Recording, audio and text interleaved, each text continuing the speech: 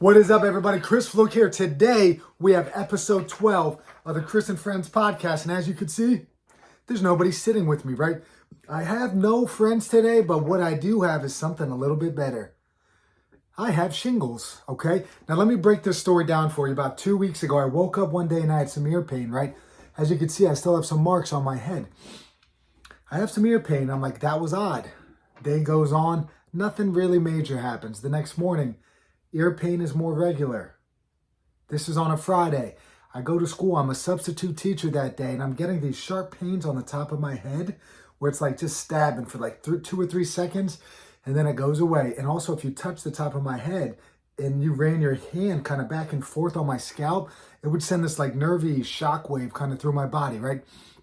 So this was Friday, sharp headache. On Saturday was going to be our daughter's big 6th birthday party, right? And as we're getting ready, I was totally wiped out energy-wise. Leading up to this party, I apologized to Marisa, but like, man, I really didn't offer too much help getting the house prepared because I just ran out of gas. And I think it was this outbreak, the shingles outbreak, kind of wiped some juice out of me, wiped the energy out of me leading into the weekend. And so then on Saturday, same pain now. I'm having it on the top of my head. Now it's getting into my ear. And if you can see on the video, eventually the pain progressed on Sunday to being like a sharp dagger kind of coming up underneath my jaw and like hitting the top of the roof of my mouth. Sharp pains again, 2 or 3 seconds, then it goes away. Sometimes it was like every 5 seconds I was getting blasted with this sharp pain. Other times it kind of went away. Day 4, same stuff. Day 5, same stuff, right? And I finally get to the point where I'm like, I don't think this is a headache. I had this mark on my temple that just kind of got worse and worse and worse. New marks came up. And I have to admit, Marisa called this even day 1. She was like, first she thought 2 things. One was meningitis. Thank God it wasn't that. The second thing was shingles. And I was like, ugh, I don't know if I want to even spend any time thinking about it because I don't want shingles right now. But as it turns out, she was on it. I have a mark on my head. It continued to grow and expand. Then it got really swollen. And I was like, I can't be around people. I should go get checked out. Go to the urgent care. I'm already 5 days in. They give me a bunch of medications, one of which is supposed to stop the spread, but you have to get it in the first 3 days. I was already past that. The other 2 medications had a list of side effects that I just didn't want to deal with, right? Anything from drowsiness. I work with kids primarily. I cannot be drowsy, right? I can't be zonking out, dozing off in the middle of a session. I got to be sharp. I got to be on it, right? So I was like, I don't think I want this. That was number 1. Same medication. Number 2, it was gabapentin. And it was like, there's a withdrawal process here. They gave me 3 months worth and it looked like a lifetime supply. And I was like, I don't want to get on anything that might cause withdrawal symptoms, right? I was a little bit worried about that. So I talked to my doctor. The other one was a prednisone, right? But anyway, I talked to the doctor and she's like, you know what? Those last 2 things, they're all about managing symptoms. You already missed the window to try to stop the spread, right? We missed that window. The other 2 things are managing symptoms. If you're already managing the symptoms on your own, then you could continue to do that in the way that you're doing it. How was I doing it? Initially, it was Aleve, right? I used Aleve and I used this turmeric product that we have. It's called Revive. I was hitting heavy doses of Revive. Basically, you need to take 2 a day. I was ripping about 12 to 15. It is a natural anti-inflammatory. It works wonders on just about everybody that kind of gets their hands on it. It's a great product, all right? In addition to that, I was taking these vitamins that were called Immune. We got this little spray that every time a symptom would happen or I would feel some pain coming on, I would use this spray that had GABA in it and L-theanine. And what that did was supposed to quiet the nerve activity a little bit. It's hard to say, right? As I look at myself here, I still have some swelling around the neck. My nose is swollen. And I forgot about this. My ear, it always affects just one side of your face, right? The ear on the affected side, the nerve inside that ear could potentially have some long-term effects. So I have to go to an ENT just to make sure. Now, I will say this. I've been testing my ears. I've been putting headphones on. I listen with both. Then I take one away and just listen with my good ear, we'll say. And then I put it back on. And then I'll listen with my bad ear only. And I no longer notice much of a difference. So I do think that my ear is okay. Long story short, I'm approaching 2 weeks now. The little nervy feelings are still there. I'm still taking that Revive product, and I don't know how long this lasts. They said this thing could last for months, which is absolutely wild. Now, what brings on shingles, right? We look at two major things. It's not autoimmune, sorry. It is, well, I guess number one, you had to have the chicken pox as a child, which I did, right? And then it's a herpes virus, so it just lives in your body and it waits for it to be reignited, reenacted. I don't know what the right word is, turned back on again, right? And when it does as an adult, they call it shingles. Now, a lot of stress or a poor immune system. Now, my immune system seems to be doing okay. I think it could be stress. So, if you don't take the time to slow down, to enjoy your days, your body will eventually force you to do that. And I kind of think that's what happened to me. All right. Now, like I said, 2 weeks in, we're getting better. But now it's time to move on to a little bit of a recap of my last 5 guests. Now, 5 guests ago, I had my boy Steven Rose on. I used to coach this guy. Over 11 years I've known this man. You get to see, I guess, the evolution of a player and a coach, right? As I met him initially as an 8th grader, now he is working in the field of strength and conditioning as a professional, all right? Now he's a grown-up, and now I give him crap. I send him jokes that are inappropriate probably, and we have some banter that we couldn't have back when he was an athlete of mine. And what I learned from Steven, right? The most important thing that I learned in our conversation was this. You got to make the workout the best part of the kid's day, right? You have no idea what's going on in their lives, but you got them for 60 minutes. Let's try to have fun. Let's try to encourage them, and let's get some laughs too, all while working towards being a more physically fit, stronger, healthier individual. One of my favorite stories that he shared was there was a girl on her high school team. Now, on a high school softball team where we talk about quality of life, right? When your day-to-day activities get easier, you notice it. And there was a girl that has a 40-pound chicken feed bag, right? And before she would struggle with it, she starts working out and she realizes, I can now throw this bag on my shoulder and walk it around, and it's not that hard anymore. What she found, she might not have seen big, huge improvements in the weight room, but she found that her day-to-day existence is much easier now because of that increased strength that she had. That's a wonderful lesson that I think we should all have in mind as we work on our physically, just becoming more fit, right? If our days get a little bit easier, our weights might not go up in the gym, but guess what? If our days are easier, we're doing something right. Next guest. Then I had Marisa on, and we already talked about it with the shingles thing here. Marisa and I, our conversation was this. Our body keeps score of everything, right? Now, my body, for example, was keeping score, and it was remembering the fact that I had some chicken pox back in the day, right? So when a situation presented itself, maybe I was a little too stressed out. Maybe I got too much stuff going on. I sent Marisa a message one day that was like, wow, I'm an idiot. I'm working as a gym teacher. I have the business. I'm coaching 2 track and field teams, one of which is a high school team, right? And then another one is like a youth/middle school team. I'm spreading myself very thin, and this could have led to the shingles issue. Now, our body keeps score. That was one thing I learned from Marisa. The second thing we talked about was that my score, I asked her to score me on a health parameter. I said, how would you rank my spirituality? If there's 4 buckets, right? The mental, the physical, the social, and the spiritual. I mean, mine was pretty much next to nothing according to her. And she does know me better than anybody. So maybe that played a role too, right? Remember, the body keeps score. My cat keeps meowing over here, and I don't know why. So if you're picking up on that audio, I apologize. Smudgy. She's a little crazy, man. If anybody has a cat out there, we have one cat that loves to be outside, and then we have this cat, which you probably hear him on some podcast episodes, right? When we're out in the barn, he tries to make an appearance. And now that we're inside, we have our little inside cat here, Smudgy, and she's making her presence known, all right? So now, I already got Steven covered. I got Marisa covered. My next guest was a new friend of mine, Haley Martinez. Now, one thing about Haley, she was a former bodybuilder, so she understands, I guess, the physical human performance side of things, right?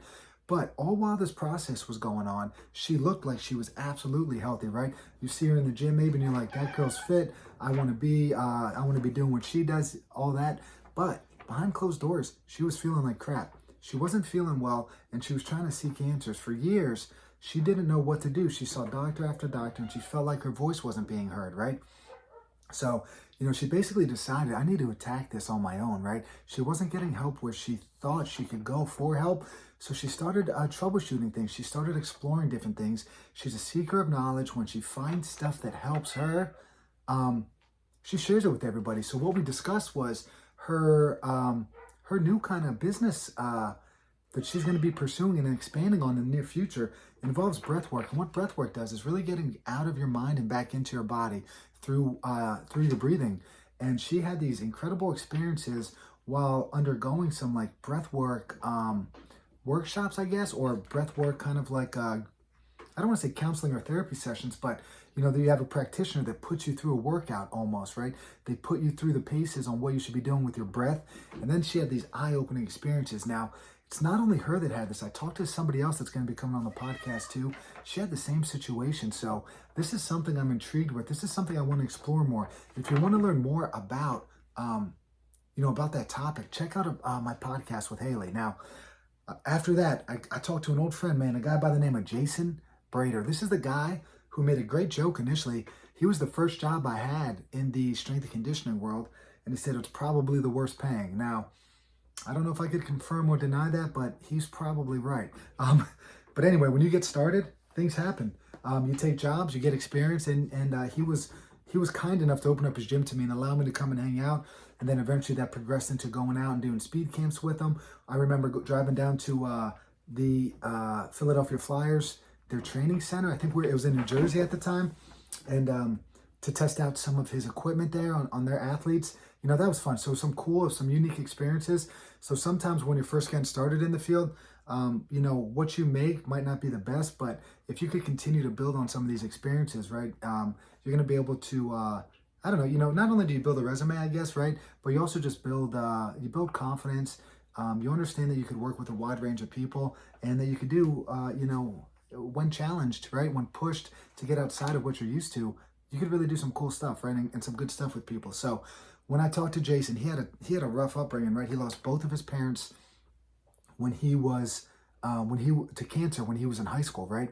And then he kind of led this stuff to motivate him, and he has this deep internal drive to kind of be a high achiever in just about everything he does. And one thing that we talked about that I really liked is manufactured hardship versus authentic hardship. Now, Jason had to get up, I think when he was 13 or 14, and deliver the newspapers with his mom, and it didn't matter what the weather was, right?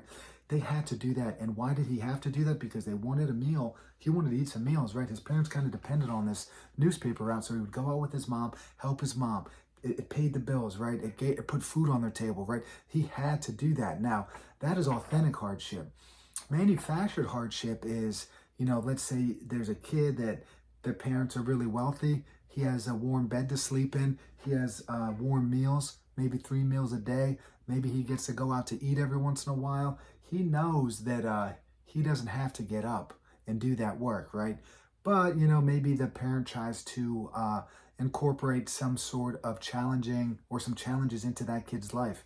That would be manufactured hardship, where you try to put them in situations that really challenge them. Now, I'm not saying that there's not a place for that, but I'm just saying that there's a difference. And I shared a story about a Kenyan marathoner where they asked this Olympic champion, do you think your son will be an Olympic champ? He said no. They asked him why. He said, because my son gets a ride to school every day. I had to run every day.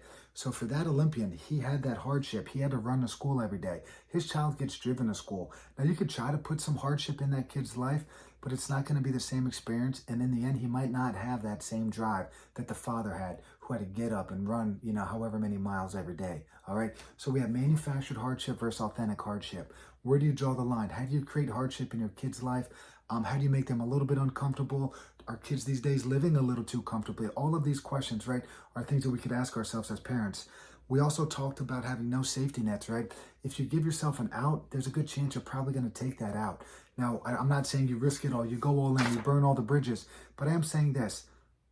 Sometimes if we have a plan B, we don't pursue plan A to the fullest of our abilities because we have something to fall back on, all right? So if you are going to go in, make your mind up. Be sure, be clear. This is what you want to do, right? If you made your mind up, then go all in on it. Have no safety net there. Go hard, push, and keep pushing because it's going to be tough. You're going to want to quit 100,000 times, right? But you just keep pushing. If that is your dream, if it is your dream to do something, you have to keep going, right? Lastly, there's a sacrifice with everything you do. Jason talked about his sacrifices. I'm just going to put it bluntly, right? If you are a parent, say you're like me, I know that with everything that I do, it might take time away from my child. If I coach high school track, that one day, that Wednesday that I'm at practice or that one Wednesday that I'm at the gym, then I am not at gymnastics watching her do her thing, right? So with everything that I do, this career that I chose, the teams I decide to coach, I sacrifice time watching my daughter do something, right? That is a tough one for me to sit with, and it's something that I'm working on changing in the future. But just know, every decision you make, there's a give and a take, right? You're gonna have to sacrifice something in order to chase something. All right. So that was the chat with Jason Brader. Go back, check it out. And then lastly, Molly, my neighbor, she's training for the Boston Marathon, and we didn't really talk about that too much, but that marathon's coming up soon. And my favorite thing came at the tail end of our conversation. She shared with me about having multiple rooms that you live in, right? So right now I'm in this cool room. You can see this is one of my favorite rooms because it has all my cool books in here, right? I love this room. But if all I did was spend time in this room, then I wouldn't be spending time, say, in the living room with my dogs, right? Or I wouldn't spend time in the kitchen having meals with my family. If I just put all my focus in one room, right? Then what happens if this room gets destroyed? Then I don't have anything. And this idea, as I say this out loud, almost sounds like it counteracts or counterbalances that no safety nets thing that I talked about. But really, when you get to a point where you kind of chase your dreams, and if you reach somewhere, Jocko Willink is a guy, he's a former Navy SEAL. He says discipline equals freedom. If you have the discipline to pursue what you want to pursue, Molly had a full previous career, then she became a parent, and now she's pursuing what she wants to pursue in the world of coaching runners and kind of being a personal trainer just to anybody, right? So if you have the discipline over the years to do what you have to do, eventually you'll have some freedom to pursue the things you want to pursue, right? So you need to have discipline, right? You might need to throw away the safety nets for a period of time in your life, but eventually you're going to get comfortable. You're going to get yourself to a point where you can live comfortably, and then you can have some freedom to do other stuff. When we talk about living in multiple rooms, it is basically saying if all of your stuff is in one room and it gets destroyed, then what do you have left? We talked about the Ivy League students, where if they define themselves strictly as a student, the suicide rate at these Ivy League schools is almost twice the national average for these kids, right?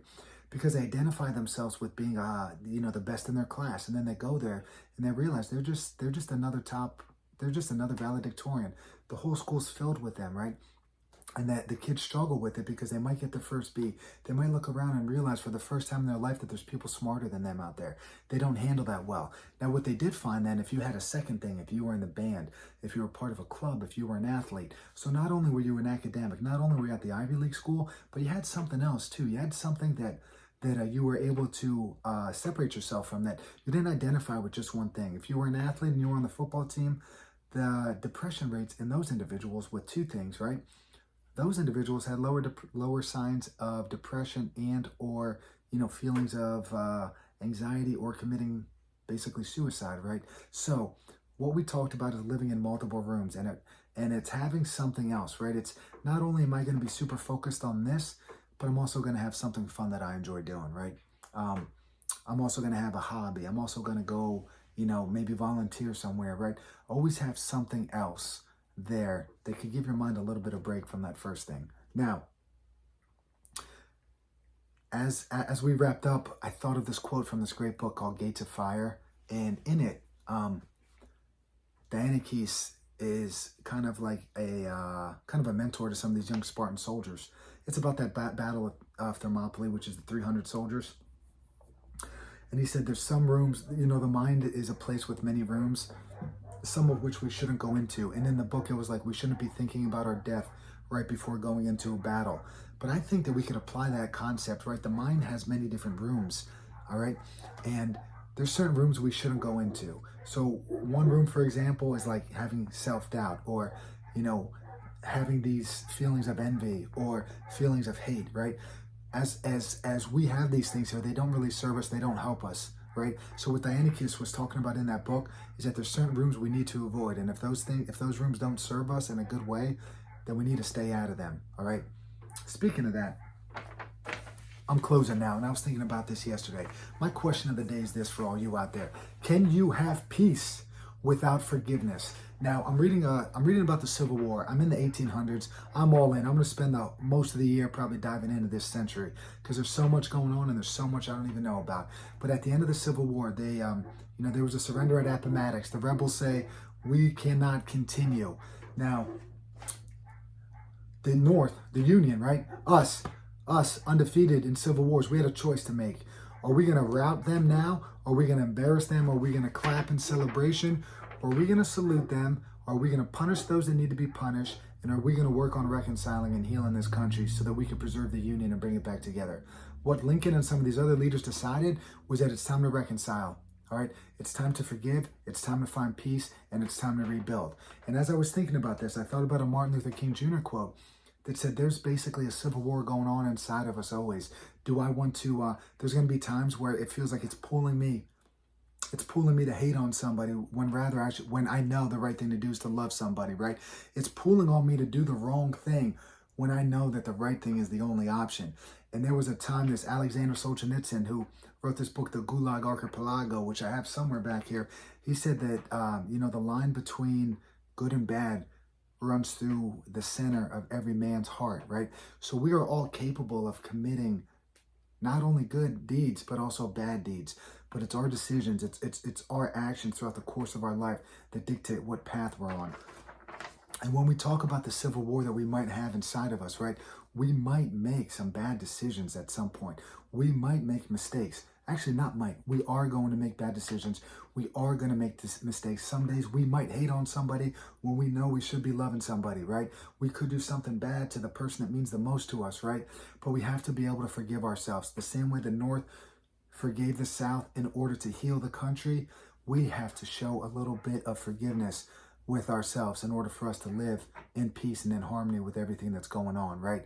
Now that is it. That is episode 12 of the Chris and Friends podcast. Remember, today we have no friends, but I need to hype this up. If you are listening to this, go to YouTube, like, subscribe, share, do whatever you have to do. Leave me a comment. If I haven't seen you in a while and you're listening to this, let me know you're out there. Let me know you're listening. I'll be checking in with you. If you listen to it on iTunes, Google, Spotify, Stitcher, wherever you find it, right? Give me a little bump. Give me a little bump, right? Give me a thumbs up. Give me a share. Give me a comment. Leave something nice for me, right? We just broke triple digits, which if you look at some of these big YouTube people, they got millions of followers. I'm sitting strongly at 101, right? But let's get to 200, right? And then from 200, 400 to 800, we're going to try to build this thing here. Hopefully do something fun and exciting with the podcast, but I'm not going to be able to do it without all of you. So again, thanks for listening. Thanks for being a fan, really, and giving me good feedback over the course of this thing here. We're only 12 episodes in, but I'm enjoying what we're doing, and hope to see you all soon. Peace, everybody.